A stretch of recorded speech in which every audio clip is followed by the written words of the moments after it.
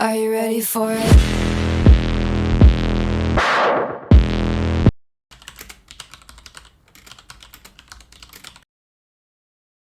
Hi, welcome to Echoes with Dr. TY. On this channel, we talk about career, lifestyle, and culture. If you are new to this channel, please subscribe to this channel. Watch this video, like, share, post, and repost. Today, I have here with me Dr. Richmond Ansah. Dr. Richmond, can you please introduce yourself? Yeah, thank you. So as you rightly mentioned, I'm Dr. Ansah. Yes. Recently, Recently? yeah, before I was just Richmond, but by the grace of God, I'm now Dr. Ansah. So I completed my PhD at the University of Manchester, but I'm Brilliant. a Ghanaian. Congratulations. Thank you. I'm a Ghanaian. Came to do my PhD here, Good. and my research was basically about sustainability. Because I Very think, relevant. yes, that's, normally when things come, everybody jumps on it and then it vanishes, another one comes. But at the moment, it's sustainability on. So Yes, I we don't are, think it's going anywhere soon. So yeah, hopefully, yeah, because we keep destroying the earth, and I think we are now being more conscious of it and trying to see how we can be more responsible in our yeah, behavior, yeah. not just about the planet, but also even to society. We see a lot of moral degenerations going on and so forth. So Yeah. that's what I'm looking into in my research. So that's what I did for my PhD. Oh, that's quite interesting. Yeah, uh, trying to be. I'm a responsible guy, so I try to do Does that things. mean you do eco electric car, eco everything, everything eco? Yes, You eat, I you do this. eat. Are you vegetarian? Are you Well, vegan? I'm not vegetarian and vegan Oh, specific, you still have but meat. yeah, I heard but it's not sustainable. there is a lot of argument on that, even with the vegetables one, because some vegetables actually need a lot of watering to do it. So the Ah, yeah, I think the point is not necessarily not to use anything at all. Just be responsible with it yeah, you say. So don't yeah, waste meat if you eat meat. yeah. Don't waste the meat, or raise the meat responsibly. You can feed them with responsible feeds, not just Yeah. yeah be using feeds that contaminate the air and all Okay. that. Yeah, Oh, that's and good. using the Congratulations. thank you, Congratulations, thank you. Dr. Richmond. We don't hear doctor often in this part of the world. They just call you, you are called by your first name. Yeah, But I still call people doctor because, it's a yeah, culture back yeah, home yeah. that you be called doctor, whatever, Yeah. whatever. So, yes. Sometimes I forget I'm a doctor, but I I like to be called rich. You know why? Why? Because I want to be rich, and I know names have impact, Oh, so I prefer yeah. the rich. Okay, The I'll be calling you rich now. that would be good. I'll be Yeah, called rich, but just feel rich. free to call I me also want to anyway. be rich. I want to be super rich. Yeah, but you should have called maybe Richella or something. Yeah, just Okay, so I used to think that I'm a scholarship baby because my master's was scholarship, my okay. PhD was scholarship. Some part of my undergraduate, I was university scholar, so I get some funding back. Okay. But I met you, and then I realized maybe I'm not a scholarship baby after all. So tell us about all your scholarships. I think you are. I mean, from Oh, undergrad to PhD. Yes, I have been privileged to run all my education on scholarships. wow. And when I was in high school, we had one gentleman coming to. He's a motivational speaker in Ghana. He was back in the days. He was very renowned, Yeah. and he came to our school, gave a talk, and he was saying that the mind is a money making machine, and so make sure you use your mind to make money.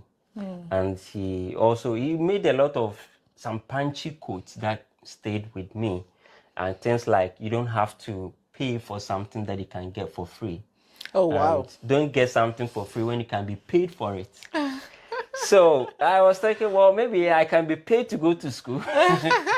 So um, first year in high school, Yeah. my parents are not what to do, so my school fees was not paid on time, and they came collecting school fees and they sacked us out of class. And I thought, how can I continue my education? So I just started writing scholarship requests for scholarship letters and sending them out to To institutions. where? How do you search? Just At that time, I'm just thinking way back. yeah, I How do was you... young at the time, probably about 13, 14. So I just sent to banks. Oh, to banks. Yes, so I just give it to the Oh, manager. that's brilliant. Yeah. Did anyone tell you to send it to banks at the time? It just came to my mind. Oh, wow. I just wanted to survive. Your So- survivor instinct kicked in and Yes, say, yeah. yes, and I knew I had the mind. So I just added my results, and then the letter wasn't typed at the time. I mean, this was like, I think 2011, I think. So I just hand wrote it, Yeah. A4 sheets, hand wrote several of them, the same, letter, different copies, and then I sent them out to different banks. And then one of the banks called me to come for an interview. And then I went, and then I had a scholarship. So they paid for Just like that. Yeah.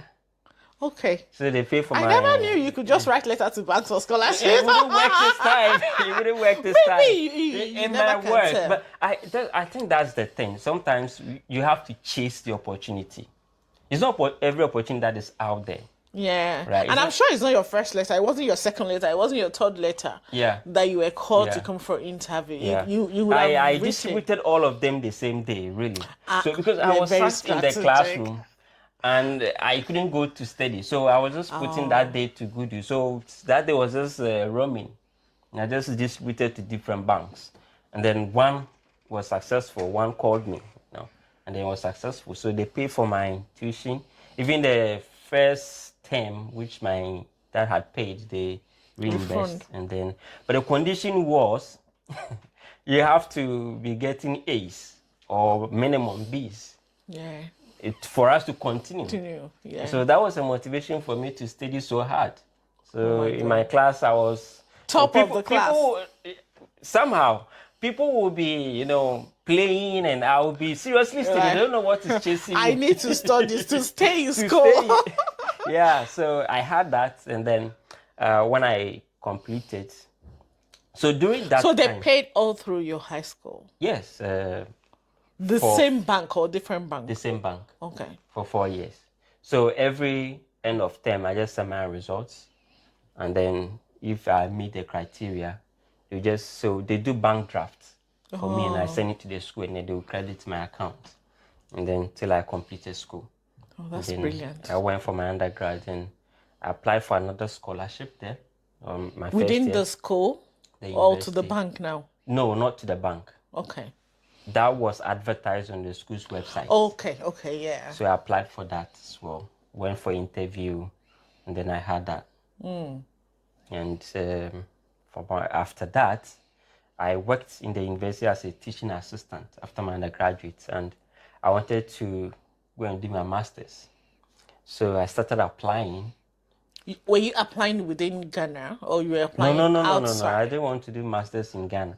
There was a reason I wanted to pursue my masters, not just because I wanted to advance my education. Was I think when you have masters, like from undergrad to masters without any industry experience, Yeah. I think it might not even give you a chance to get a job. You might have to want to do some work after your undergraduate before masters. But I wanted to do my masters because I just wanted an international experience. Okay. Even before that, when I was in high school, when I was on that scholarship, there was this exchange program that came in the my school God. that my friend encouraged me to. It was a series of exams, and I wrote. It was about 4 different exams. But you were topping the class anyway, so the exam will not make any Well- significant difference to how you study because already you studying hard. I was studying hard at the time, and I had that exchange program. So I went to the US for 1 year. Oh my God. So I Where was knew- I also? I knew what was, in the Western world and how the Even education from high was. school. Yeah, so that was my first exposure. Oh, that's good. It was from someone who couldn't pay school fees at that time to, that level. So, and I don't want to back down. Like, you get to some level and you want to stay Yes, there. you want to stay there, yes. So when I finished my undergrad, I knew, how the education in the Western world is. So I wanted to pursue that. Yeah. That was the motivation for applying. But I knew I didn't have the funds. And so I tried applying for scholarships, several of them, and so many rejections. How did you deal with the rejections at the time? Were you just okay? It's just another rejection. I'll just put in another application, or was it that should I just do this masters in Ghana and just forget about studying abroad? No, I don't give up. I like that. I don't give You're up. very dictatorial. I'm not going to Yeah. do this masters here. Yeah. So one of the things I believe is in each application, just do it with all your might, as if you really mean to do only that application. Yeah, see if it's the last one that The you're going last to one. do. Yeah. And then just also don't put your heart into it, knowing that it can go anyways. It's not a matter of I've applied 100, so now this is the 100 one. It's like the probability 1/1. Each Yeah. one is 50-50. Yeah. So, and I think probably even less than that because you're competing with other people. So probably maybe the percentage is like 0.1 something. So I knew that I was just doing it, but not really putting my heart into it. And So you're putting yourself in a position not to be disappointed if you get rejected. Yes. But of course you are still hopeful that at least one will come through. yes. So when the rejection comes, it doesn't really move you because Yeah. you kind of anticipate that it may be successful or it may just be another rejection. Yeah, because there might be some feeling of, disappointment, but that shouldn't, overtake you. So that was the situation. It shouldn't consume you. Yes. Yeah. So I'll get disappointed for a brief moment, and I'll go and eat. We have food in Ghana. We call it gobe. Oh, It's I've not heard of that. gari and beans. Oh yeah, we have gari and beans. in Yes, Nigeria. that food. When you Is it the thick beans? Yes, when you thick eat, bean? you will sleep. We call it muke in Akure. If you eat that thing, you go to bed.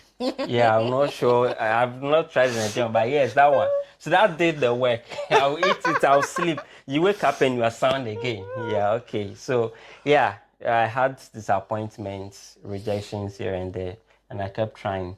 So I saw Hong Kong Baptist University, HKBU, and they had a scholarship they called International Postgraduate Scholarship, and I applied for it. And they invited me for interview. I went for the interview. Online and they interview. selected me. Yeah. Oh So wow. I did it online. So you had your masters in Hong Kong, fully funded. The scholarship, was it just tuition or was it tuition and living allowances? It was tuition with living allowances. So it was. So I think it's the you say best. you're a big boy. To be honest, I think that scholarship is probably the best. Scholarship. Yeah, one of the best in the world. Oh really? Yeah, Why is that? because they pay for the full tuition. The stipend is really heavy. You are very comfortable. I became wealthy at that time. I'm telling you. You became a man. Yeah. Of course, you're a man, but you became a man financial. I Yeah. don't know if that's the right word, but you became Yeah. more financially you know what, let me independent. tell Let you me use it. something. Yes. Not just financially independent. It was that scholarship money I used to marry. So yes, it So made you that a tells you how man, much. Yeah, It was heavy. It was really heavy. Oh my God. Yeah, for a master's program. It was 1 year. that was scholarship, really is it heavy. still running? I think it is. Can you say But- the name again so my audience can catch Yeah, it? it's IPS, International Postgraduate Scholarship. University at Hong of Kong Baptist University. Hong Kong Baptist University. Yeah, Okay. it's very competitive. Yeah, but it's very heavy and good. Oh, Yeah, so it's got the stipend. It got a lot of perks that comes with it. travel, insurance. There was no travel and insurance, Okay. but the stipend itself, the career coaching, the development, the community. So it was. So it's a full package. Yeah. It was really good. Yeah, yes, a full package. Because even career coaching alone, if you want to pay for someone to do career coaching, Yeah, you pay it's heavily. yes, So if that is coming as part of a scholarship package, then it's a really good yeah, package. it is. Yeah. Yeah, so it was good. I had that. I did my master's there, and then after that, I started applying for my PhD. So it was just a straight journey, like it is undergraduate, then I'm going to do my master's, then I'm going to do my PhD. There were times in between. There were overlaps, but there were also gaps in between. Okay. So in those gaps, I actually worked. Okay. So there were always backup plans. So not like relying solely on So I worked in different organizations in between. Did you work when you were in Hong Kong? We'll still come back to Hong Kong, but I want you to talk about the last scholarship before I pick up on Hong Kong. Yeah. So after my master's, I applied for PhD. So this is what happened. Actually, when I was in my undergraduate, after my undergraduate, when I was applying for the master's scholarship, it was not just master's. I was applying for PhD scholarships as well. So I had reached out to one professor, like masters plus PhD. That 4 years. That kind of program. So I reached out to one professor who was in University of Nottingham, Ningbo, in China, and he agreed to supervise my work. But at the time, the business school had said they had introduced a new policy where they don't just take straight bachelors. So I couldn't go. So after I finished my master's in Hong Kong, I emailed the professor again that I now have my master's if I can come and do the program. So he was one who told me that he has left University of Nottingham, Ningbo, and is University of Manchester now. I see. Okay. So if I'm interested, he is willing to supervise my work. So if I'm interested in UK... So he pulled you out of Hong Kong? Yeah. And brought you to Manchester? I should apply to Manchester. That's interesting. Yeah. So this is someone you've never met. No. You reached out to them to supervise your PhD, even when you don't have a master's. Yeah. And during your master's, I guess you did not reach out to him, or did you still? No, I didn't keep in contact at all. And then after the master's, you went back to him and he said, "I'm still interested to supervise you. Yeah. Can you come to University of Manchester?" You must have seen something. I mean. Yeah, I don't know. He didn't know me anyway. I think what I sent was my CV and my proposal, which when I look at it now, I see that I wrote a lot of rubbish at the time. No, not just proposal. Even your first year transfer. Yeah. The first year transfer exam where you face panel and you talk. When you look at that 3 years into the period, like, what did I do at that time? What was going on in my head when I was writing that rubbish? Yeah. Yeah. So then when I applied, I had told him that for me, I want scholarship because I can't be self-funded. Then he told me, well, I can explore that. He doesn't have funding, but I can explore external funding in the university as well. So I applied at the time within the university. I had the president's scholarship. They had the AMBA studentship. They had RADMA, and then RADMA is for R&D, and they had ESPC, I think. So, and these are scholarships that are available to international students, not just home students. International students. They are still there, even as at now. So I did apply. Can you say the names again, please? So there is RADMA, RADMA. Okay, RADMA. Yeah, there is ESPRC, I think. I don't remember the full names. It's okay. Yeah, it's just an idea so that whoever wants to go check out that the scholarship. But of course, they can just go to the university website and look at the scholarship. It will be there. Yes. Yeah, and there is. I've spoken about RADMA, ESPRC. There's AMBS PhD studentship. And then there's the President Scholarship, which I think is the weightier one amongst all of them, but also very competitive. That one is university-wide. Yeah. So if you go to the university website, like for PhD, you go to PhD funding, you are likely to see all the funding there. All of them there with their deadlines for closing. And, so I applied. Did you apply for all the scholarships? 3 of them. Okay. I applied for RADMA, AMBS studentship, and then the president scholarship. So I applied successively. So I applied for the AMBS PhD. That one is part of the application. So you indicate it and then you fill a different form. Yes, for that one. And the RADMA is external of the school. So it's a UK research organization. Just like we have British Academy. I think that one's research and development. Some of this scholarship, if you started your PhD already, can you still apply for them, or you can apply for the scholarship once you start your PhD? Yeah. So RADMA, they have, you won't get for the PhD as paying for your tuition and all that. You might get other research support. Okay. Because they will normally fund the project. So you have to show the project proposal and all that, and then they will be funding you for. So I think when you have started, I am not sure. Your chances are high. But probably there might be other scholarships out there who, which might be willing to fund that. Yeah. So I had that. I had the AMBS one, and I started. So when I had the AMBS one, you had 2 scholarships. No, the other one I had to. So there was a clause with the RADMA one. Okay. You can only be on 1 scholarship. Okay. So if you get a scholarship, you have to notify them. And the AMBS one was better than the RADMA one. So when I had the AMBS, very strategic one. Yeah, I just sent an email to them that I've got this. Thank you. I don't need it anymore. Yeah. So my application was withdrawn. And I went with the MBS PhD student. She was good. So it was full tuition and stipend, which was paid monthly. And it was with the UKRI.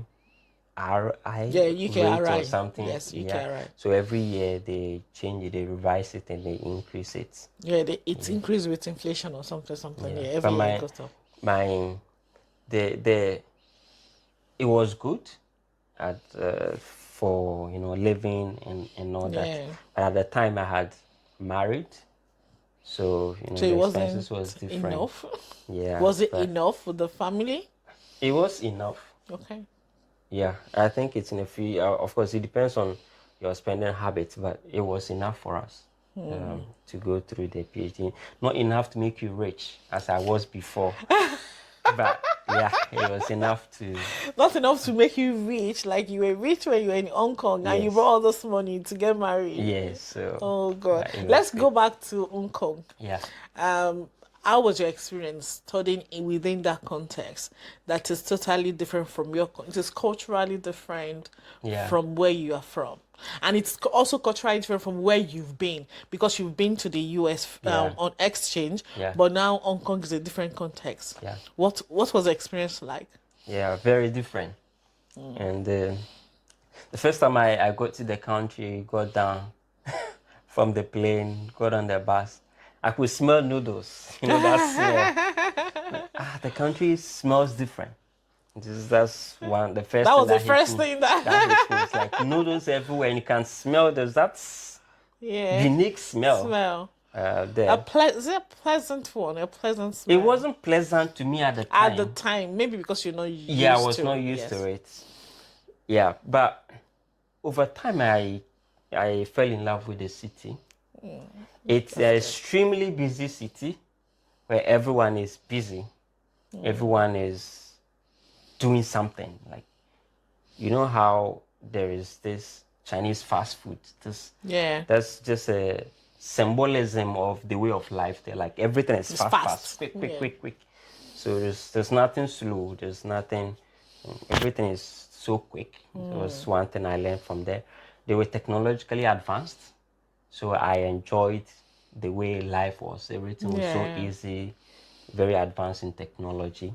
The education was, I think, superb.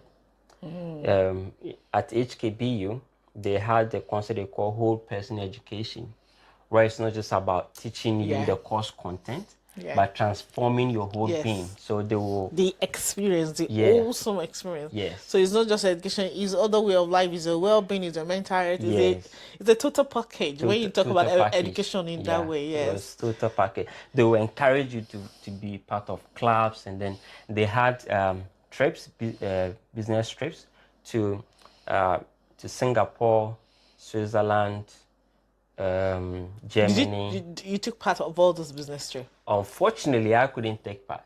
Was it The visa year we're issue? supposed to go was the year we had COVID. Oh, Yeah. So it had to be postponed. Yeah. But even after that, they asked us, those that couldn't go, to apply in the subsequent years to go to make up for it. But I didn't go for them, because at the time I didn't think it was what relevant. anymore, It's yes. the course we're doing, I was doing my PhD. But the education was superb. The only downside is the language. The language barrier. Yeah, I had no clue of Chinese, and the characters are always dancing in my eyes. I have no idea what they mean. When you go to restaurants, how do you order? But thank God for technology. Now Yeah. you can just put your phone and scan, Yes. and it will translate. and Exactly you can... what I was talking But about. I still So- struggle when, for example, when I went to Norway, I wanted to get on the tram or the tram or train, and I couldn't read. I was so frustrated. Yeah. And I saw a black person. I said, "Please, do you speak English?" You see every black person that- fortunately, fortunately. He was Nigerian. And he said, "Oh, my sister, my sister, where are you going?" I said, "I'm going to the city center." He took me on the train. He didn't allow me to pay for the train. He paid for my train, even when I insisted I was going to pay. He paid for my train. And then he gave me his number. I said, "If you want Nigerian, where you can eat Nigerian food, blah, blah, blah, give me a ring. I will send you the address and all of that." I said, "Thank you. I'm You're just lucky. here for 3 days." So Yeah, I the can right manage, time, at the right place at the right time. Yeah. Yeah. So the trick I used to use was I use pictures of the food, because the food. Okay, so Hong Kong was bilingual, so everything in Chinese had English. Okay. That's how they have designed their system, because they were colonized by the British, I think. So they are actually bilingual, but locally they speak their language. So if you're communicating with someone, but on paper everything is in English as well. So it was really easy to navigate your way around.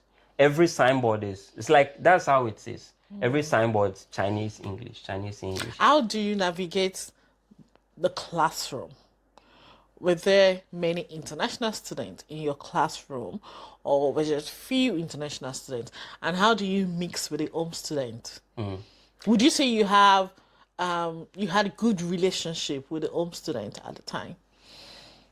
Yeah, I did have a good relationship with the home student, but there was that natural tendency for the international students to gravitate more towards each other.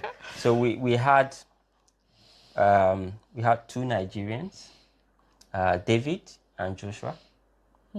Maybe they'll watch your podcast. I'll ask them to watch it. Okay, please. Yeah, it's been a very subscribe, long not time. just watch it. Yeah, it's been a long time I chatted them. David is now in the US. Joshua is still in Hong Kong. And there was another Ghanaian, Joseph.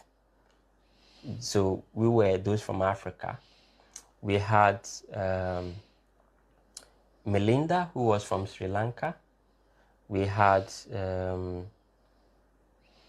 Jens, who was from Germany. And then we had one from Sweden too. Just spoke about Sweden. And then we had, I think, 3 from US.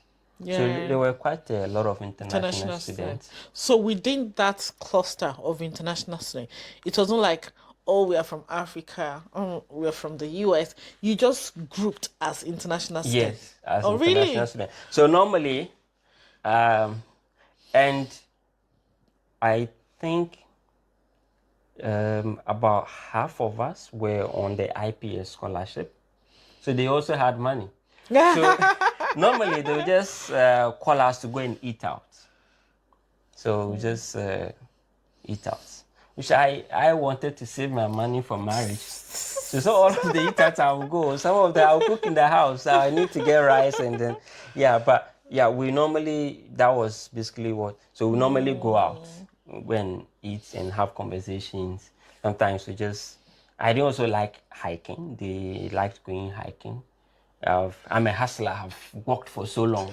So if you tell me we should walk, I see it as stress. As stress, not something fun. But yeah, they used to hike a lot. I like the way you put it. I'm a hustler.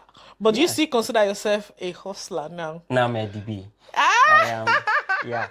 Is it in Nigeria? You are Yoruba, right? Yeah, I'm Yoruba. Ajibota. Ajibota. What's Ajibota is someone from a wealthy home. Yes, I'm Ajibota now. Do you convert from hustler to Ajibota? Yes, I've converted.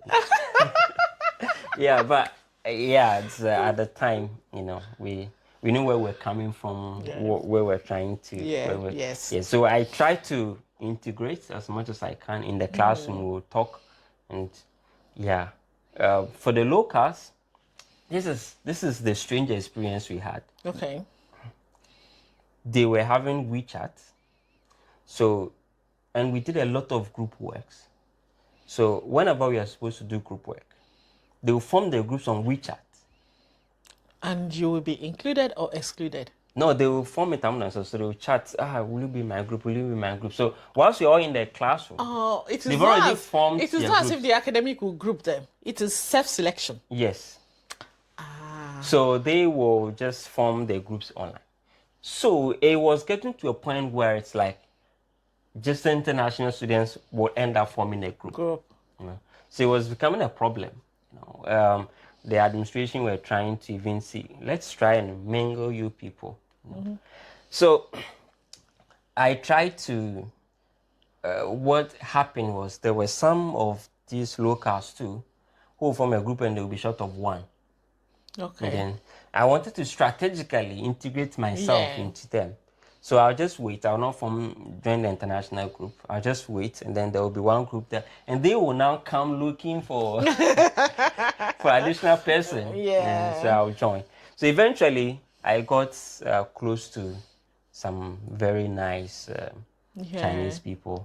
And it is that through that group work that you begin to discover the personality, the characters. Like, this person is really nice. This person exactly. Yes. No, and it was a nice experience because sometimes in the group work we'll talk about different experiences and they'll get to know about Africa. Get to know about different things. I mean, what's the point of having international university when you cannot bring fully the international experience? It doesn't make sense. You have to. So like normally I will wear like African things to class, and our Ghanaian dresses are just sort of so colorful. The same with Nigerian and Ghana. So you always attract attention. You ask, and then I just tell them. Sometimes some questions I don't even know answers to. Okay, you are forcing me to now go and learn. And sometimes I'll just make joke out of some of them. Like I remember when I was. This was not in Hong Kong, but in the US, and I did a cultural presentation, and there's one cultural dance in Ghana called Palongo, I think, and they dance barefooted. Okay. But I didn't think about it really. It was a dance. Then after the presentation, a lot of people came to us like, do you walk barefooted in Africa? And I just thought, okay, it was a video, they're dancing. So I just tried to make the situation funny. And I said, oh yes, you walk barefooted. And she's like, we saw in the video they were not wearing shoes. I said, yeah, we don't. And then I was just making fun, and they just spread it all over in the school.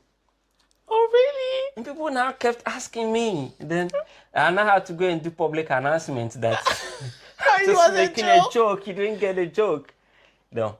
So, oh my God. Yeah, sometimes I just felt like, well, this is, you might think they're educated, but a lot of them are really ignorant about the culture in other countries. And they might think things are just the same, but they are not. Even when I was doing my PhD, we had a speaking workshop, like when you go to conference, how to speak, how to Yeah. present yourself. And then they give us activity to interact. And there's this Chinese guy within the group. And there was, what was this? Was it penguin? I think penguin. And we said that is from Africa. And I said that. So he said, no, there can't be penguin in Africa because there's no water in Africa. Like, oh my God.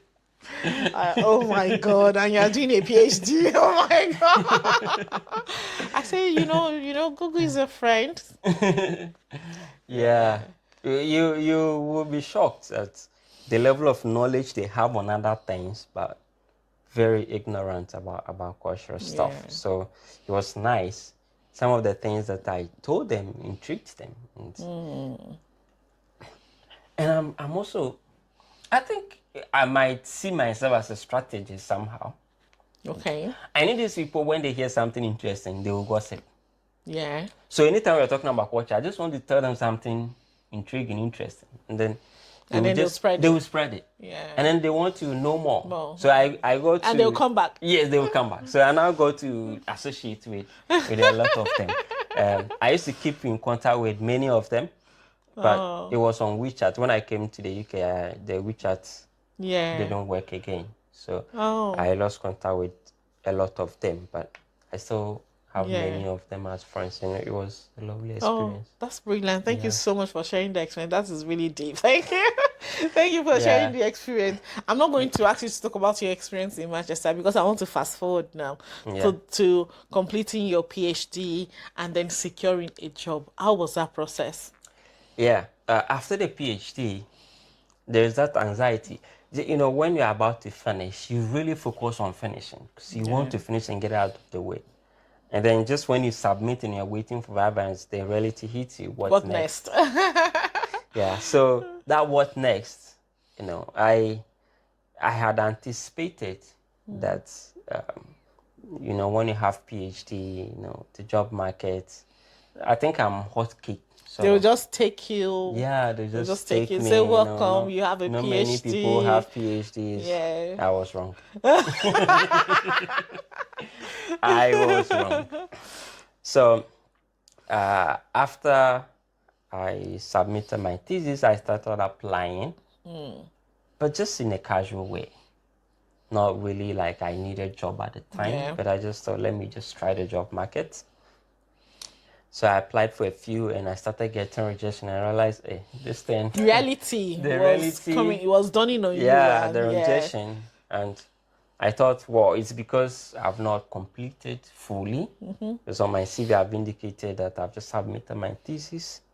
But some of the positions, I could tell this, even for those that are nearing completion. Yeah, it should. And I've still been rejected. So that couldn't just be the reason.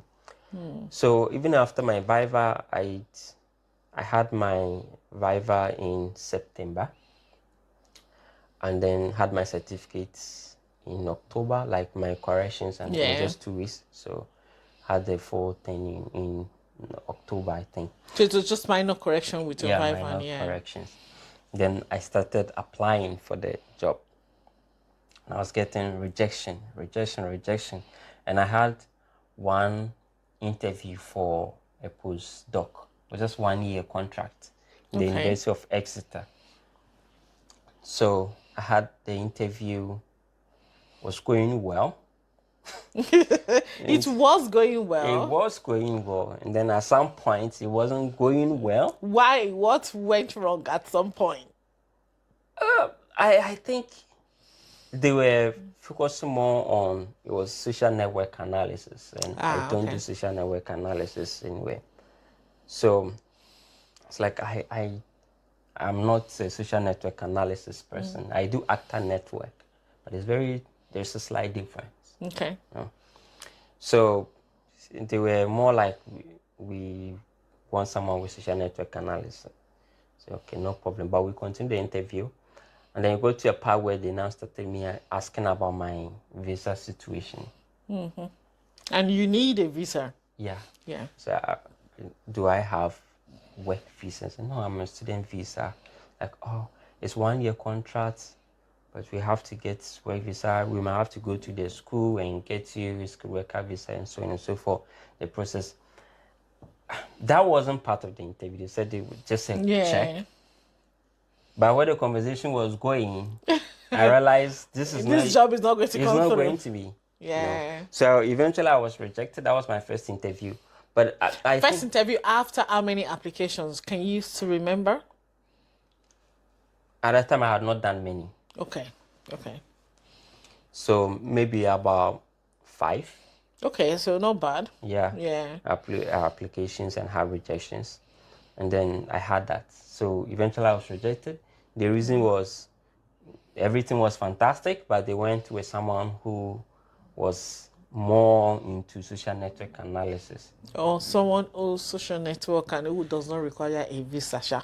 Yes. Kind But of. They of won't, course, that they can't won't, be They there. won't tell you that someone who Yes. didn't. But I Yes, knew that was a Yeah. reason because it was just 1 year and they didn't want to go through that visa sponsorship thing. So they wanted someone with a visa. So that's opened my eyes. I think being on the student visa is Yeah. actually also a limiting Limitation. factor. Yeah. Because most of the job, they will ask you if you have right to work Work. in the UK, and they will ask you the type of Visa that you have, have. yes. That can't be stated obviously as a reason for rejection. But I mean, if there are 2 candidates, one obviously has the right to work, you don't. I think They would go with the naturally, person. Yeah. So it was really tough. I did a lot of applications from there on. Got so many rejections. So many rejections. I think from Many rejection without interview, or did you go through another interview without process? interviews. Without so interview, yeah. I did about 20 more applications. What? Without any interview. And so I had finished in October and I had a postdoc. So it was unofficial, sort of, Yeah. with the University of Manchester. Yeah. And then I was doing that whilst doing these applications.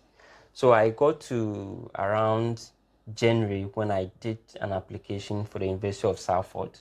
Just in the midst of the plenty applications I was doing. And forgot about it. Yeah. And kept doing. So it was in March that I did an application to the University of Manchester for a lecturer, full-time permanent role. Yeah. And I had an interview. Okay. So I was invited for the interview. An unfortunate situation happened. Yeah. I couldn't prepare. I went there. I did my best. Yeah. I always, of Under course, the circumstances. yes, I did my best, Yes. but I could have done much better. Yeah. And I couldn't get that offer. So I asked for feedback, explained to me what I did wrong, the things that didn't go well. And just the next day after that interview, I had an invitation from the University of Salford, which I had done in January and forgotten about. 3 months after. 3 months after, and I went for the interview. And luckily, the University of Manchester one had helped me. So the other one was postdoc. This one was a full-time lecturer. So the interviewing are The very Manchester different. was postdoc. The Manchester one was lecturer. Okay. The first one I did, which they asked about my visa situation, Yeah, was for yes, just was a short-term postdoc, yes. postdoc. So the question was very different. The University of Manchester was a full-time lecturer role. The question was different. So I knew the direction of the question. So I really prepared for the Salford one.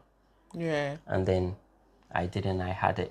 Oh, congratulations. Thank you. Congratulations, Dr. Rich. Congratulations. Yes. So, do you just want to tell us, if you can still remember, I know March is a long time now, can you remember some of the questions that you were asked during the interview? Yeah, so I had to do a presentation. So present my research work, and then how I would teach. So Did you present your presentation? Was a research presentation on your research trajectory, and then do you have a separate teaching presentation like you were teaching students in class? yeah, so together you just do one and then you move to the other. Okay. So talk about your research. So what I was doing, the research I was doing. So they asked me to submit one paper. So I presented on based on that paper, probably just about 5 minutes presentation, like a Right. summary, and then your classroom dynamics, how you teach the classroom. And if Nathaniel will watch this, shout out to him. He was very Shout out helpful. to Nathaniel. Yeah, guiding me in that. Yeah. So trying to understand how will you control the class, how will you prepare the lesson, how will you Yeah. ensure there is inclusiveness where Yes. everyone will benefit from the Yes. lesson, you not exclude people, trying to put all that. And then also, they're also asking about how you can raise funding. So what are the possible areas of funding your research could Yes, attract your research, funding yeah. from? So I had to put that in there as well. Then when after that, that was when the questioning started. So yeah, I remember some of the questions. So one was why I am applying for that role. So things around, think basically such areas here, considering your faith, your background, your aspiration for the school. Yeah. I did a lot of research about the school, did a lot of digging about the school. So I knew, okay, what can I contribute to the school? School. What do I have? What skill? So I did a lot of mapping. This is what the school Wow. is doing. This is the direction they're going. This is what I have. This is what I This is can how do. I fit in. Yeah. So I was one of the things that the feedback I had from the University of Manchester was I gave generic answers. Okay. Yeah. And like I said, I had an Yes. unfortunate situation, Yes. so I couldn't prepare much, so I couldn't get. So this I did. There was this one. This is what I would do to contribute. So I was very specific. Very strategic. Why? Yes. also. Why strategic as Yeah. well? Why I would be a good fit to Yeah. benefit the school. And then, so why I applied for that role, my essence, my contribution, my meaningful contribution. And then they also asked about how I will ensure there is inclusive learning, which already I had presented, so they just wanted more On information as well. So classroom dynamics, how you can control difficult students, and, and that. And then my research direction, so it was, the role was for sustainability and responsible business, I think. So they asked, what is the current trend of research in this area? Yeah. So I had to, of course, I've done a lot of literature review. So It's your area anyway. It's so. my area anyway. Yeah. I think the issue is in such situations, maybe for the viewers, Yes, yeah. it's always good to stay calm and not be anxious. Okay. Because when you are calm, you are able to articulate and calculated. remember things. Yes. Otherwise, you might even forget all the literature review you've read. Yeah. So I was able to articulate all the directions of the research, and I think there's also space for, if they ask you a question and you don't know, there's space for honesty. yes, I've not considered that. I really don't know that, you know. yes, Yes. yes, and I think it tells who you are. When one thing, these are professors in the field.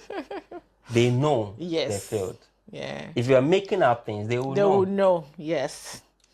And you come across as someone who should not be believed. Yes. So even We should all not the be things recruited. we should not be recruited. So Yeah. so you want to be honest, yes. So the things that you don't know, there were a lot of things I said I don't know. Yeah, but During the interview. Yes. And that still did not affect your chance No. to. Yes. No. So there's place for No. honesty. No. So stay calm. Be honest. be honest. What other thing would you say? And I think be succinct as well. Just answer the questions they've asked you, direct, head on. Be direct. So Do your research. do your research, do a lot of research about the institution and how you will contribute. Because I think when you start work, it's not just you're saying it to pass the interview, but you're actually going to do it. Yeah. So you should know that I'm actually going there and I'm actually going to do something. 'Cause Deliver. when I'm you going to deliver all that I've said that I can offer. you can offer. And I'm giving this role. This is actually what I can do and be realistic. And there's a way that when someone is being realistic about something, you would know. And when someone is just saying it for saying it to you, just a probability of you knowing too. Yeah. So if you do a lot of research, you see how your skill will. You might not have given a thought to it, But when you do your research and see the university and your skill, you'll be able to match and Yes. think about what I can do to Yes. better myself and the university as well. That is also important. And I think there was issue also about colleagues. How can you work with colleagues? With colleagues. How can you work as a team? Yeah. Yeah. That's also very important because you're going to work with people. And I remember there was a situation about a scenario that was given to me about if a lecturer is teaching a class and they are not liking him, they have a lot of complaints. And I teach the same class and you're always complaining about that Other lecturer. lecturer. What will I do? Oh, that's a difficult one. That's a difficult one. Because your instinct is like, if a colleague is not good, then the colleague should be referred for training. Yeah. But you can't say that to students. Yeah. The question was, what will you say to students? What will you generally? What will you do? Okay. What will you say to the students at that time, and what will you do about the situation? Please tell me, what was your response? Well, I don't know if it was a good response or not. Yeah, but I believe that I think sometimes I had this experience where it might be the accent. Oh, It might be yes. cultural differences. Yes. It might be personality. Yes. So they just need to understand. Yes. Yes. Thank you from that so much for perspective. taking me to that dynamics because I Yeah. completely forgot about the dynamics. Yeah. The dynamics is important. So it Yeah. can be your accent. I did a work on accent. It can be because you're just black. Yeah. I did. I'm currently doing a work on culture, and some of the literature suggests that if you are not part of a community in the sense of your skin, your accent, then you are considered out group. Yeah. So you are not part of us. Yeah. And so there are certain behavior that comes with you are out group. Yeah. We are in group, and when we are in group, we protect in group. Those, yeah. You know, those Yeah, kind of that's- dynamics. So it is important to first understand what the Yeah, what the yeah. situation is. Yeah. Yes. So just let the students know that, well, I mean, could be there might be some of these factors there. Then speak to the senior, and this is they qualify a senior colleague actually. You are now a new lecturer, isn't it? That's a senior colleague, Yeah. right? So that needs a lot of wisdom to deal with. And so I had mentioned that, okay, I will speak with the senior colleague, I understand his perspective. You are using. So can you say that because you've had that kind of experience, not directly, but you've been exposed to that scenario before, Yeah. through your experience with the professor that you Yeah. said, helped you answer that question? Yeah, so I've been to a lot of interviews, even for my scholarships and things. Yeah. And what I have found is that every question that you've been asked, if you really search through your mind of the experiences you've had, you will have an experience that connects Yes. to it. That's really good. Say that again, please. That's really Yeah. good. Yeah, every question, all the interviews I've had, every question that is asked, if you just search, because they are daily experiences, you search through your mind all the experiences you've had, it will connect to one situation, one experience you've had before. So That the could key inform thing in you. that scenario is to stay calm. To stay That calm. is when you can recollect. Yes. If you are tense, you cannot recollect. Yes. So you just need to be calm. And naturally, I'm calm. I am very calm. They used to call me Calm calm and collected. Calm and See. calculated is what I will call you. Calm and calculated. Yes. So I wouldn't be stressed at all. So I would just take time. And I've learned that when you are asked a question, it is not a speed race in interview. It's about judging your quality. Yes. So you don't need to rush to answer. Yeah. Just need to take your time Yes. and think about it and say something reasonable. I think it's better because words that are spoken cannot be retracted. So even if you say it and then later you recollect that there is something better and you add it, it will now be... It changes the waiting. Yes. Yeah. So just think about it, filter what you want to say, analyze it, and then bring it up. So Be just calm, take time think about it, and filter it. and filter it. Yeah. Try to search through your mind and recollect your experiences, and it would.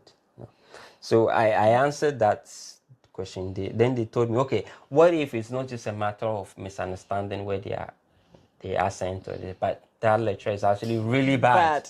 At and my response was, okay, this is a school that does monitoring evaluation. How can someone be bad to that extent where every student is complaining and still be in this school? I don't think that person is bad. Oh, you said that to them. There I said it. Because, I mean, if it's a senior colleague Yeah. who is in this school, right, and is teaching, and there is monitoring evaluation where he's monitored, and I don't think it can be that bad. But there might be different approaches. Maybe that's all that he knows. This is the approach. Yeah. So it can be a casual conversation that I've been teaching this class. This is the approach I've been using. These students love it so well. You can just try it. I'm sure they will love it. Maybe you are used to this approach. Yeah. Try this and you see the So it's feedback. exposure to training, Yeah. training and retraining, Training. learning and unlearning. It's because I Yeah. think teaching is a continuous Yeah. process of reflection. Yeah. You always need to think, okay, what I did this semester, what was good, what can I do better, and then you reflect. Yeah. And it's a journey. It does not stop. There's no end Yeah, to you it. have to keep- You have to keep reflecting. You Yeah. have to keep making yourself. I'll call it refine. You need to Yeah. constantly refine yourself. And of course, you Yeah. have a lot of teaching experiences. Much, way much Maybe more not than a lot. I. You do. 5 Okay, years, let's- 6 years That's of a teaching lot. experience. The 5, experience 6 I years. have is teaching assistant. Well, Yeah, actually, but- if I go back, I think in the UK I have 5 to 6 years teaching experience. That's a but lot. I have teaching Even way experience in longer than my Nigeria. PhD. That's a lot of experience. Even with the short one that I did, I realized that even the same course, if you have different classes, you realize they are extremely different. The dynamics, yes. You wonder how they group them. You might think they strategically select. You get to one group, they are very chatty and contributing, Yes. and another group and Quiet. It's like everybody in that class is quiet. And you need to push them, and you need to say, "Oh, let's talk about it. Do you want to Yes. talk about this?" Yeah. So what you use, even the same course, even the same year group, what you use for Yes. one class might not work for another class. Definitely. So you have to always be dynamic Yes. and fit into it. So if you are rooted to that one method and you're being seen as a terrible, You're going to be there, and people will just move on. Yes. People just move on. I mean, what's the essence of also going for conferences? When you go to these conferences, you have exposure. People talk about how they do things. Like, oh, I've never thought of that. Yeah. Maybe I can take from this. I can take from this. I Yeah. can take. That's the purpose of going for conferences. So Yes. you need to keep refining yourself. So and yes, learning. Yeah. yeah, definitely. Oh, thank you so much. So one last thing, not a question, for someone who is watching and who is preparing for interview, I would just like you to summarize in a sentence the things that they really need to know to prepare for that interview. Yeah. If you're preparing for interviews, stay calm. Okay. It's very important. Prepare ahead of time. And prepare, do a lot of research. Understand the institution itself. Do a lot of background check on those that will be on the panel. If you have their names, definitely, mostly they will tell you. Yes. Do a lot of background check on them. Know their line of thinking. Even Know their research, maybe. Their research. Yes. Try to know some of their research. Not necessarily knowing everything, but know the kind of research they are doing and how they think, their theories and all that is also very important. Because when you're answering a question, look at who asked the question and why they're asking you that question before you answer it. So do a lot of research. And I also think that you need to understand your own self. You need to understand yourself and what works. So the interview environment is not necessarily hostile, Okay. but if you don't understand yourself, it will be a hostile environment to you. So you need to understand yourself. What works best for me? How do I talk? So if you're someone who is boring to some degree, I'll say quiet. yes. It's quiet and boring, the same thing. Maybe different. Or reserved. But yeah, if you are reserved, Yeah. it's not, the interview is not going to judge you by your personality, but that reservedness can influence the output you come up with. So normally I will talk very slowly on a normal level, but when I'm in an interview room, I'm a Yeah. different person. So it's also acting. Not acting, I think it's say but understanding what you need to do. See, I think that when you are doing an interview, they have checklists to mark. yes. You should always have that in mind. They have checklists to mark, and they're going to use a score. Based on the research I do, I will not say I am anti-checklist, but I don't believe in rigid key performance indicators because sometimes they are not fair Yeah. They're not fair to certain people. to certain people, but they are not going to talk about fairness there. So you should understand that they are using a checklist, and based on who you are, it might not be fair to you. So you have to change the dynamics to make it fair to you. Okay. Yeah, that's a fair point. So there are some people that are really good. They Some could people have can been, some people can talk themselves out of anything. yes, and they will make their way for it. But there are actually people that have the qualification that can do the job better. Yeah. Then you let other people pass it. That's what I'm saying. That so try to understand yourself and try to know what can I do to. So when I say not, that's what I say. Not acting like if you feel that your confidence level is low, don't just prepare about knowing about this question, how to answer them. You should prepare on improving your confidence Before going. before going. Okay. If you're someone who is not eloquent in English or something, try to. There are a lot of TED Talks on how to be eloquent, how to put your thoughts together. You need Yeah. to work on all these things. They're also good Yeah. things that help you succeed. What about asking for reasonable adjustment? If someone out there preparing for interview, if you need to ask for reasonable adjustment, don't be scared to ask for Yeah, it. Yes. yeah. Particularly in the UK, please Yeah. ask for reasonable That's adjustment. the mistake I did. You Yeah. I had a situation I was supposed to ask Yeah. for reasonable adjustment. I didn't because I thought a lot of people applied, and if And then you will be judged on but saying I was yes. wrong. Yes. Even with Salford, there's been a lot of reasonable adjustments Yeah. because I learned from my first experience.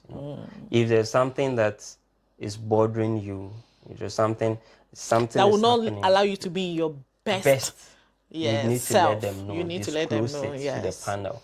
Yeah. And be more engaging with the panel too. I think you shouldn't be mechanistic. Yeah. Yes, Yeah. try to be more engaging with the panel. They want to. Let me say this. It's very important. Okay. Listen, this is very The important. interview is also trying to assess how good you'll be as a colleague. Yes. So your composure of showing you can have interaction with them Friendly. Are on you that friendly? level. Yes. So being mechanistic where it's so rigid and they ask the question, you give straight. And you I need to think- have open body language. Yes. I think that's very important, It's particularly very- when someone is assessing you on how you're going to teach students. If you have a closed body language, you're like, is this person going to be approachable? So you need open body Yes. language, appear approachable, that student can trust you, Yeah. smile, Exactly. Yeah. Exactly. Anyway, so, yeah. So yeah. that part counts to likability. You cannot take away the fact that likability plays a role in interviews. The way you relax, compose yourself, Yes. engage them at that Present level, yourself, makes yeah. yourself likable. Like naturally, they will like you. And that sort of psychologically helps with that taking of the checklist. Yeah. Okay, thank you so much for that. In closing, I'm going to ask you just one last question. Think about your experience as a whole. And now you have a PhD, you have a new job. Is it really worth it doing a PhD? Of course. Yes, it is. It is worth it doing a PhD. It is worth going through all the stress, all the degrees and everything. Yes. It's the stress that's even the most important part. Because it prepares you for life. There's nothing that comes on silver platter. Even when you were born with silver spoon in your mouth, you still have that pressure to keep that wealth for the generation to come. So what PhD does is it gives you a lot of knowledge. You learn and and learn and know a lot of things. And I know knowledge is power. Yes. Now, when you get so much power, and this is not sovereign power where it's like you are the prime minister or something, but it's another form of power, and it's really, really powerful when you are very knowledgeable about things. You're able to even control kings. That's what the Bible says, right? So I think what the PhD does is that stress that you go through actually humbles you. Such that knowledge will not make you so powerful that you become you will arrogant. blow and then and get best. Yeah. So that's why when you get rejections, The rejections would humble you. It will humble and you. it's part of the job. Yes. Yes, it's part of the job. Yes. So that's I think it's balance it out. Because rejection does not end with interview rejection. It also continues with paper rejection. Yes. And also, yes, it will humble you. It will. So it keeps the balance where you are knowledgeable, powerful. You're able to show your presence in spaces. But outside the spaces too, there's my paper under review somewhere. Someone can reject me, and then it brings you down. So yes, it's a very different area of life that has taught me a lot. Not just about, papers and theories, but about life itself. And the fact that it's not just about you only. Your life depends on a lot of other people. People that review your work, people that will assess your grants, your interview. People that will talk about your promotion when you're not there. People that will recommend you to be on a panel when you're not there. Exactly. Yeah. So it makes you appreciate the value of other people, not always yourself. So it's a good area. It also carries its own weight where you add doctor to your name. You get to Dr. Rich. You get to places where you get respected. You get a chance to teach students, make impact. Oh, I love that part about the job. I love it. I love it. It also has a lot of flexibility too. Yes, I love the flexibility. I love my teaching. Yeah. It's nice to see. Because sometimes, after the semester, sometimes we just send you, oh, you taught me this, you made so much impact. I love this about your teaching. Yeah. And when you read that email, you just forget all the stress that you went through the semester.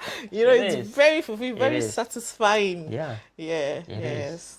So that career is very satisfying, and I'm glad I chose it. It's been my dream for so long, and I've achieved it. And the sky is the limit. Yes, we'll keep going. So we'll keep pushing. The next time I'll be on your podcast, it will be Professor Ansah. Amen to that. Amen to that. Yeah. So amen to that. Thank you so much, Dr. Rich. It's been lovely to have you, and you've shared so much insight about approaching scholarship, even just applying to bank, even when they did not advertise for scholarship. Just trying different and be strategic. Moving to Hong Kong, sharing your experience, how you relate, the cultural shock that you went through when you arrived, and coming to Manchester. To be honest, it was like if your supervisor brought you from Hong Kong and just put you in University of Manchester, because a lot of people will work hard to get into University of Manchester, but it was a smooth ride for you. Thank you for sharing that part of your journey, and thank you so much for sharing your journey around interview and finally getting a job. So if you are new to this channel, please subscribe to the channel, watch, like, and share.